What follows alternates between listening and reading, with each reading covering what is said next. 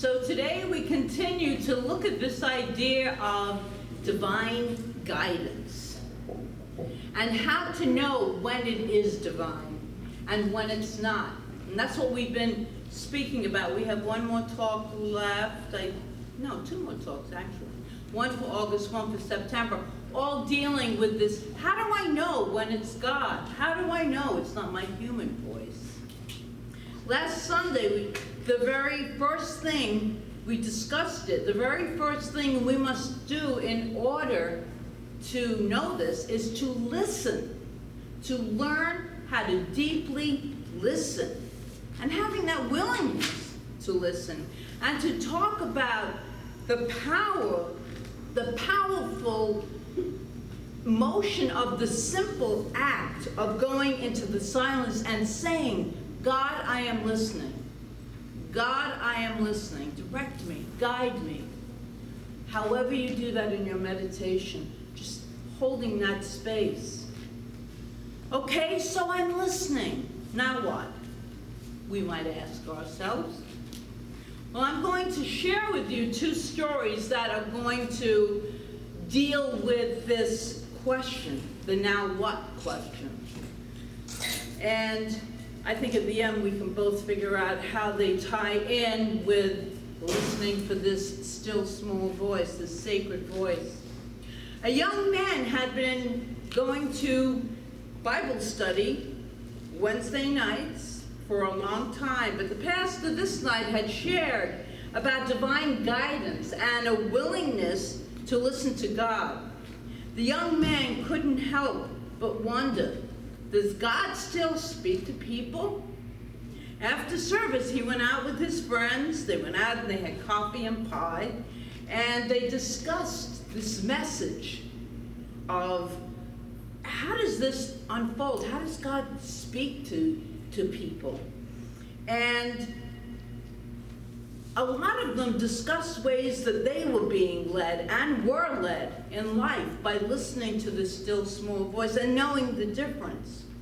And so after they finished, the man decided to drive home. It was 10 o'clock at night, and he was sitting in his car, and he began to pray.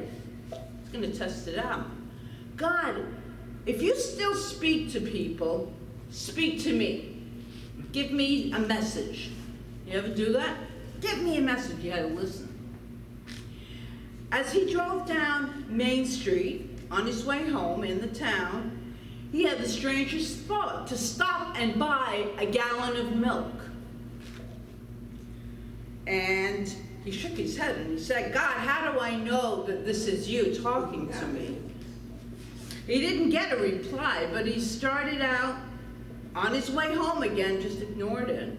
But again, that whole feeling, that message, stop and buy a gallon of milk, came through. So he did. He thought I could always use a gallon of milk, so I'll stop and I'll buy a gallon of milk. And as he was driving home after that, he heard this voice that said, turn down 7th Street, which he was passing. Again, he thought that was crazy, because I'm not going that way. And he passed that intersection. And again, he felt this deep urge to turn on 7th Street. So he did. He turned on the next intersection and he got on 7th Street. Half jokingly, he said out loud, okay, God, I will. And he drove several blocks, and suddenly he felt like he should stop. He pulled over to the curb, and he looked around, and he was in this semi-commercial area, and everything was dark, the lights were turned off.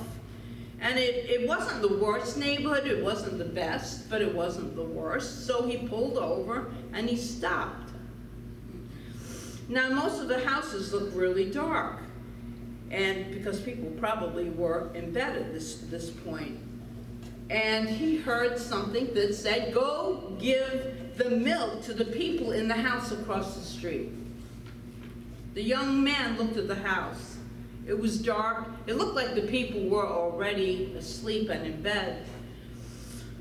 And he started to open the door And then he sat back in the car and he said, Lord, this is insane. Those people are asleep. And if I wake them up, they're going to be mad and then I'm going to look really stupid. And again, he felt this urge that he should go. And finally, he opened the door and say, okay, God, but if this is you, I will go to the door and I will give them the milk. And if they look at me like I'm a crazy person, okay, I want to be obedient. I'm listening. And I guess that will count for something. But if they don't answer right away, I'm out of here. I'm going home. So he walked down the street, he rang this doorbell, and he heard some noise inside. A man's voice yelled, "Who is it? What do you want?" Then the door opened, and before the young man could run away at that point, the man that was standing there looked like he had just gotten out of bed. He had a strange look on his face, and he didn't seem too happy to have some stranger standing at his front door. "What is this?" The young man thrust the gallon of milk into the man's arms and said, "Here, I brought this." The man took the milk and rushed down the hallway speaking something in Spanish, and out from the other room came a woman carrying the milk toward the kitchen, and the man was following her holding a baby.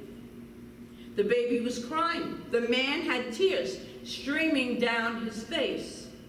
He began speaking, half crying. "We were just praying. We had some really big bills this month and we didn't have any money to buy the baby milk. And we were praying that God would send us an angel and show me how to get the milk." And his wife was in the kitchen and she yelled, "Are you the angel that God sent? You must be." The young man reached in his wallet and just gave them all the money that he had, and he turned and he walked out toward his car with the tears streaming down his face. And that is a touching and a very powerful story, which provides a pretty clear answer. When we listen and follow without knowing the whole picture, things just turn out a certain way. So, just in case you are not sure, I have one more short story. Two men were walking in a field when a bull charged them. One man scampered up the tree, while the other stood defiantly in the bull's path. Get up here, yelled his friend in the branches. "The Lord will protect me." Defiantly, the man stood there as the bull was running towards him. And his friend was just screaming at him to get up here into the tree. And at that very moment, the bull butted the man on the ground and tossed him like a rag doll. And he trotted off triumphantly. The friend scampered down the tree to help his bruised up, banged up friend. "I thought for sure the Lord would protect me," complained the injured man, "or at least try to help me." "He tried," answered his friend, "but you didn't hear him.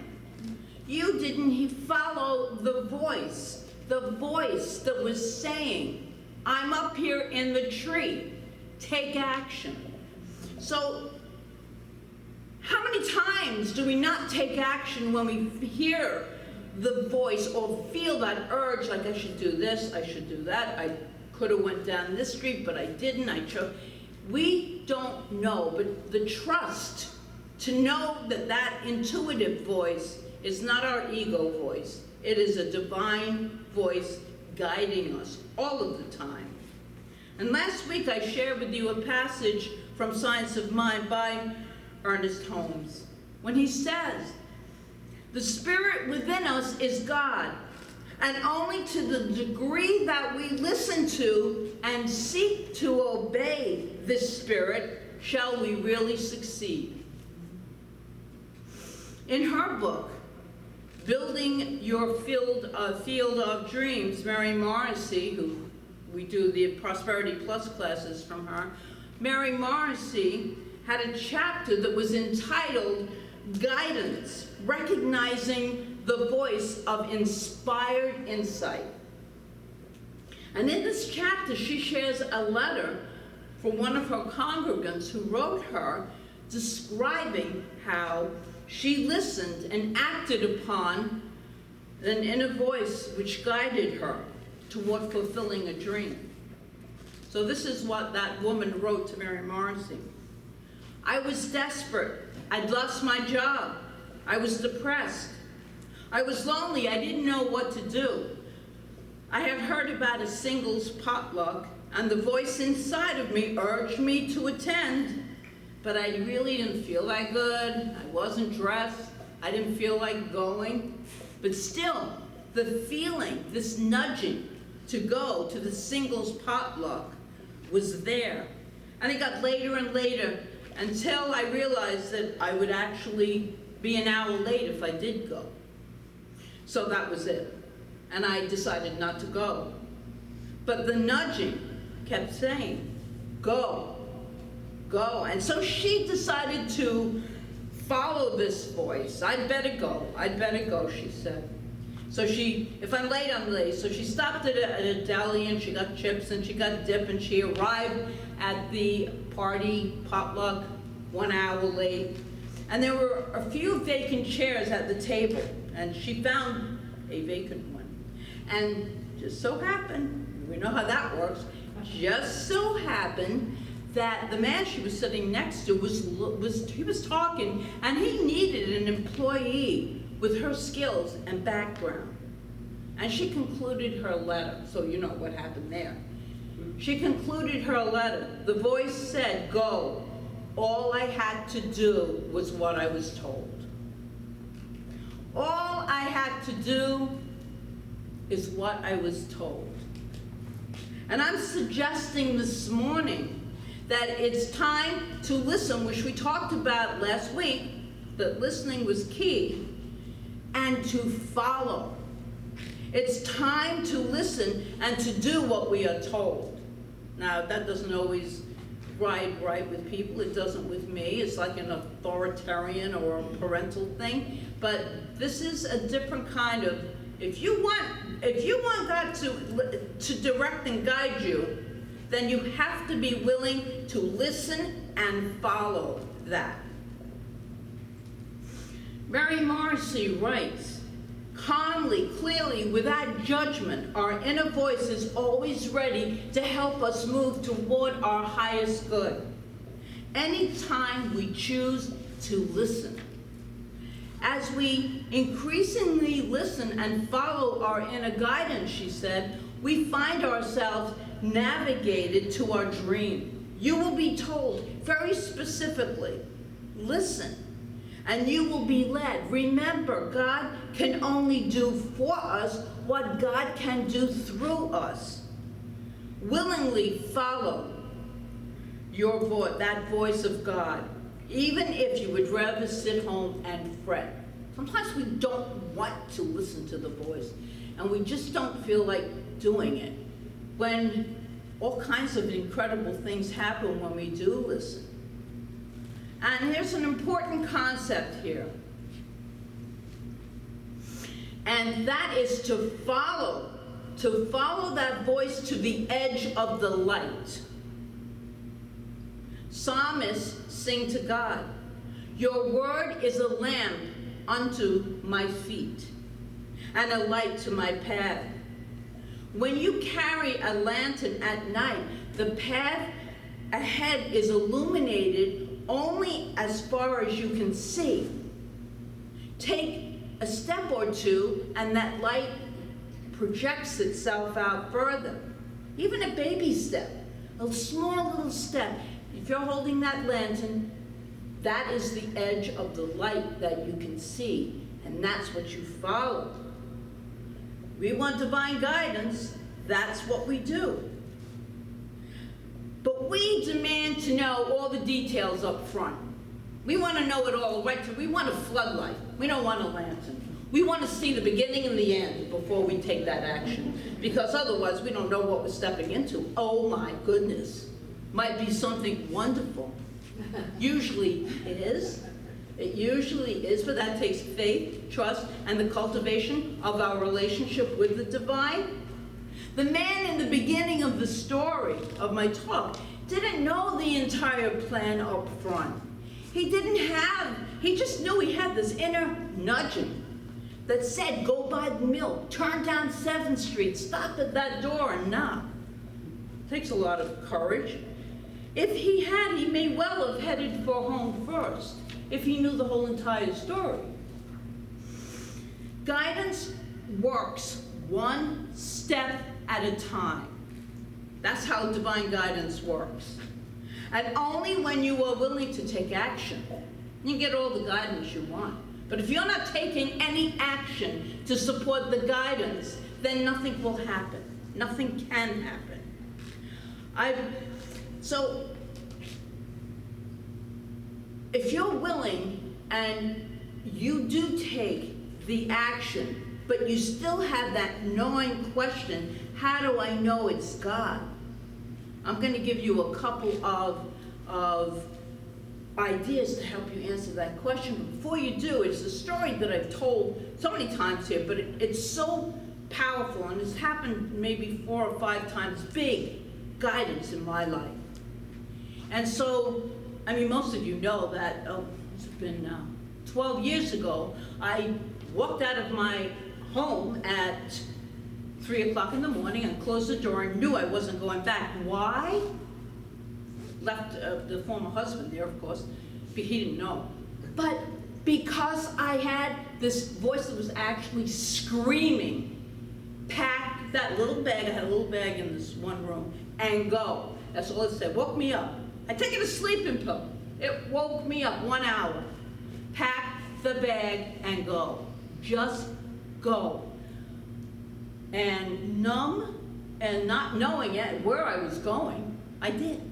I listened to the voice. And the most amazing, I can't even call them synchronicities, took place over the next year. 1 year, my entire life took shape. I had no money when I left, at $3,000, and everything was taken care of. Every single aspect of where to live, of how to pay all the bills and prosper, and everything you can imagine fell into place. And Joyful Gathering was brand new. It was only a year old. So I'm doing all that. It was wonderful because I was in classes 3 nights a week, and I was here Sunday service. And during all of that is when I just left. And nobody really knew it then because I was being guided. But that's just one time. And I know that we all have that time in our life that if we listened and we didn't know what was going to go on beyond that door, closing, opening, stepping out, and closing the door behind, knowing that you are being guided and you don't know where you're going. But it works. That's why it's going to be wonderful for our student today, Sarah, when she does this in California. It's everything. The universe conspires for our highest good all of the time. But we have to listen and take action. We have to follow. So back to Spirit's voice is always, this is how you know that, a couple of ideas that can help us know if it's divine guidance. The first is, Spirit's voice is always a voice of love. It's always for us. In the New Testament, we are told God is love. Ernest Holmes wrote about this. The God of love cannot hear a voice that is not of love. If it's not of love, the divine cannot hear that. It is love, it only recognizes love. And that's about as simple as it gets. The voice of God within is never one of correction, never one of punishment, of discipline, of revenge. It's always one that will guide us lovingly on our journeys. It does Does it harm no one or anything intentionally? That's another question we can ask ourselves. Okay, I think that this is divine guidance. Does it harm or hurt anyone? No. It's for my highest good. Then we'd follow it if we choose. We always have choice. If I follow what I'm hearing, will it increase my level of enlightenment? Will it make me lighter, freer? Will I have more joy and peace and love in my life? These are the questions we can ask ourselves as we are leaning to follow that voice because we're listening.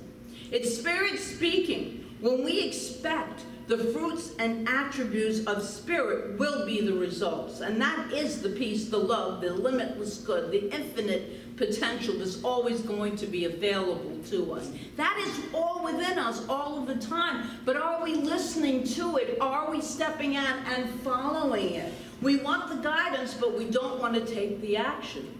That takes faith. That takes courage and trust that there is that infinite power that is for us all of the time. So the first step then is to have a willingness to listen.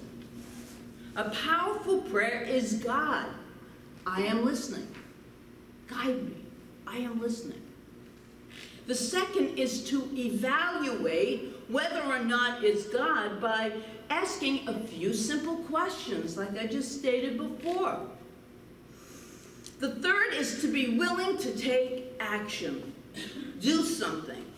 Do what is in front of you to do. Even if you don't have the full picture of it yet, because you probably won't. You can't. Because all kinds of, as I said, synchronicities, people fall into the pathway, opportunities present themselves that could never have done this if you didn't take the action. You stay stuck in the same rut that you've been trying to get out of. So, action is so very important. And Holmes tells us, I want to end the talk with this reading from Ernest Holmes. So, you want to just breathe into this. I am a center in divine mind, a point of God-conscious life, truth, and action. My affairs are divinely guided into right actions, into correct results. Everything I think, say, and do is stimulated by the truth. There is power in this word that I speak because it is of the truth, and it is truth. There is perfect and continuous right action in my life and in my affairs. Right action alone has power, and power is God, the living Spirit Almighty. This Spirit animates everything that I think, say, or do. Ideas come to me daily, and those ideas are divine ideas. They direct me and sustain me without effort. I am continuously directed. I am compelled to do the right thing at the right time, to say the right word at the right time, to follow the right course at all times. I know that this is the truth, and the truth has set me free. And so it is.